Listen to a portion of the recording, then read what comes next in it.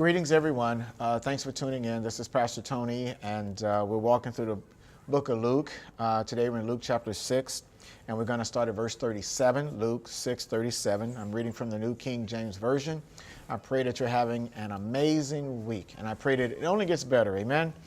So Luke 6, verse 37, this is Jesus talking. He has his disciples. He's just sharing, and I love this teaching. Verse 37, he says, "Judge not, and you shall not be judged.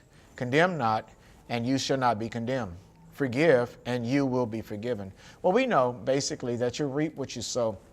And I've often tell my church congregation, if you don't like the harvest that you're getting, consider the seeds that you've been sowing. And so if you want a different harvest, you're going to have to sow some different seeds. I don't want to be judged. I don't want to be condemned. And I do want to be forgiven. So these are things that are offered to other people. And if you read previously, go up a few verses, and or you go back and look at the previous session, even with your enemies, this is how you want to behave. You just want to make it a lifestyle, okay? Verse 38, it says, "Give, and it will be given to you, good measure, pressed down, shaken together, and running over will be put into your bosom. For with the same measure that you use, it will be measured back to you." So basically, how I frame my relationship with other people, how I see them, how I love them, how I choose to behave towards them, that's what's going to come back to me. Now, just also too, with verse 38, it says that they're running over, it will be put into my bosom. And literally, if you understand culture at the time, the way that they would have their clothing, it literally means a pocket that's up in your breast. So this literally in verse 38 is talking about money. And often we don't want to, earlier Jesus talked about lending. I've heard many times about how money can turn friends into enemies. And we put such value on money. And it's just been my experience, and I don't have anything scientifically to back this up. Just my time on this planet, which so far has been 56 years. The thing about money is that we just feel if we're going to run out of it, or like God can't replace it. And it really stems from a scarcity mentality. We don't want to give because we're afraid we're going to lose, or we're afraid we're not going to have enough. And if you think about it, my brothers and sisters, every one of you, you're still here, even though you've been through a lot of financial difficulties. So I would like you to just, have a spirit of generosity about yourself where, we're blessed to be a blessing, and begin to move towards that and just adding value to people's lives. You just want to help. You just want to go ahead and bless them, okay? And I'm talking financially right there. 39. "And he spoke a parable to them. He says, can the blind lead the blind? Will they not both fall into the ditch?" Here in this instance too, I see Jesus saying this, and this is what I consider. If I'm going to follow somebody, they need to know where they're going. And so often if I'm blind, meaning sometimes too, I'm blind to my ways, blind to my purpose, blind to the vision that God has for my life, not really regarding what's ahead for me, I tend to find other people like that and be okay with it. And then before you know it, we're both in a whole world of trouble. So one of the things I encourage people to do, find those that know, find those that are doing well, and surround yourselves with them. The other thing too you want to move away from, and I learned this from John Maxwell, the great leadership guru and the former pastor, he would say, if you're the smartest one in the room, you're in the wrong room. And so make sure that you're with people and around people that can help lead you, to your place of purpose. Verse 40. "A disciple is not above his teacher, but everyone who is perfectly trained will be like his teacher." You want to hang around people and grow into what they've taught you, into what they've provided you. I want you to see verse 41. This is so exciting for me. "And why do you look at the speck in your brother's eye, but do not perceive the plank in your own eye? Or how can you say to your brother, 'Brother, let me remove the speck that is in your eye,' when you yourself do not see the plank that is in your own eye? Hypocrite, first remove the plank from your own eye, and then you will see clearly to remove the speck that is in your brother's eye." Let's stop and look at this for a second. It says in 41, why do you look at the speck in your brother's eye? And, we can look at someone and see their issue and point it out to them and tell them where they're wrong or what they need to work on or how they need to get their life together. And this is why you're in the shape you're in. And this is the reason you're having the problems that you are. And this is why your kids are so bad. And we can really go there. And the thing is, we're probably right. But the challenge is often we can't see the plank or this big log or this beam in our own eye. It says here in 42, how can you say to your brother, "Brother, let me remove the speck. Let me help you with those bad kids. Let me help you do this," okay? When you yourself do not see the plank that is in your own eye. And I often wonder, why don't we see our plank? It says here, you hypocrite, first remove. First, Jesus says first. That means that's a priority. It's something we need to do. Remove the plank from your own eye, and then you will see clearly to remove the speck that is in your brother's eye. This is so funny to me. I mean, funny, actually kind of sad, but this has been my experience.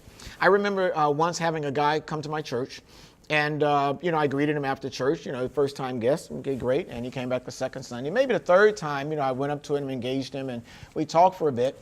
And what he shared with me is that he likes to go around the churches and visit different churches and then write an email to the pastor and tell him everything that he's observed. And I said, what? He says, yeah, that's the calling on my life. That's my mandate, is go around and tell them what I observe. And he points out everything that they're doing wrong.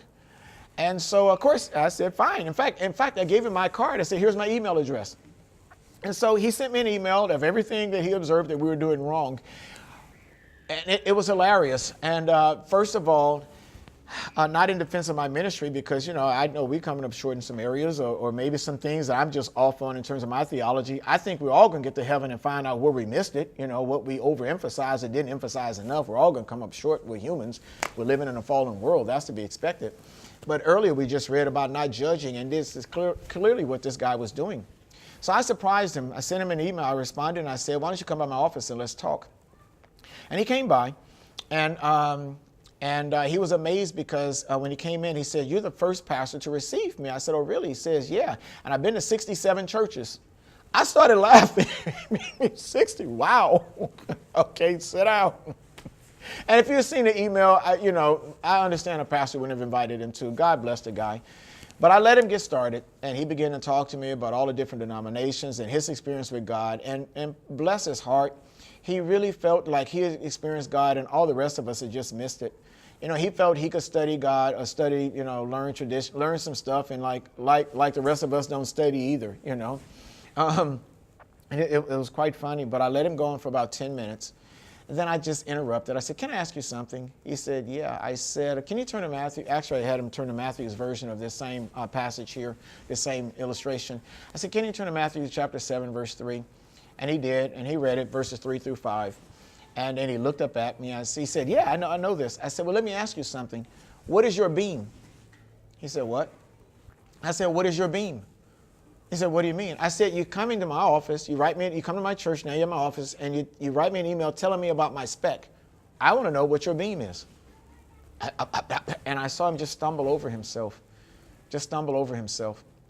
Brothers and sisters, that's something I do on occasion. I ask the Lord, show me my beam. Where am I missing it? And Jesus says this, one, you hypocrite. I don't want to be a hypocrite. I want to stand before the Lord righteous, okay? He says, you hypocrite. And hypocrite back then, if you really studied in Greek and the culture and all that, those are people that wore masks. And some of us have a mask. We want to be perceived a certain way as something we're trying to hide. Well, as I've said before, Proverbs 14:8 is one of my quote-unquote life verses. And it says this, the wisdom of the prudent is to give thought to their ways. Why do I behave the way I do? Why do I act the way I do? This is what happens too, okay? When you have that beam and you're not aware of it, it means you can't see clearly, because Jesus said, first get rid of it. And the healthier I get emotionally, especially emotionally, some of the things I suffered as a young man and some of the trials and tribulations and things I've been through made me so hard and bitter.